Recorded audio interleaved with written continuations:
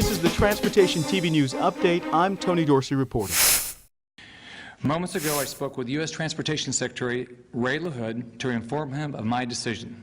Florida Republican Governor Rick Scott held a news conference Wednesday to announce that he had spoken with and sent a letter to U.S. Transportation Secretary Ray LaHood, rejecting $2.4 billion in federal funds for the Tampa to Orlando HighSpeed rail project.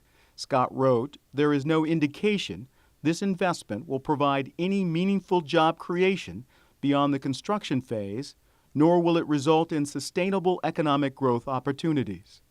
In a statement, Secretary LaHood said, "We are extremely disappointed by Governor Rick Scott's decision to walk away from the job-creating and economic development benefits of high-speed rail in Florida." Two other newly elected Republican governors, Scott Walker of Wisconsin and John Kasich of Ohio, also have returned federal high-speed rail funds. In other news, a new study released this week finds that 3.5 million rural residents lost access to scheduled intercity transportation service over the past 5 years. 89% of Americans have access to scheduled air, bus, ferry, or rail service, but that's down from 93% 5 years ago. The steepest declines were in the South. In Alabama, for example, 700,000 rural residents lost scheduled transportation service to urban centers since 2005. In other news, Kansas Department of Transportation Secretary Deb Miller testified on Capitol Hill this week that a major highway project can take 15 or more years to complete.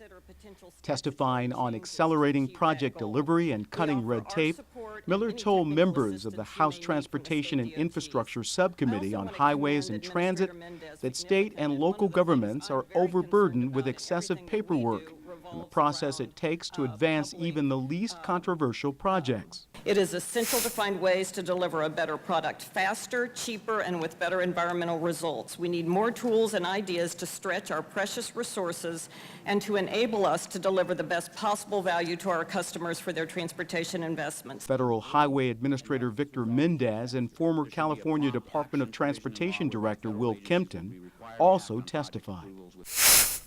And finally this week, the House Transportation and Infrastructure Committee convened in Beckley, West Virginia Monday, hometown of ranking Democratic committee member Representative Nick Rahall.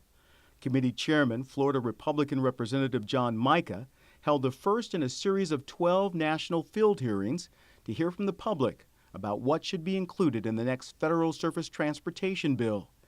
Typically, Congress approves a new highway and transit bill every 6 years. However, when Safety Lou expired September 2009, lawmakers voted to extend it. There have been 6 extensions, the latest of which expires March 4th. That's our news update. Thanks for watching.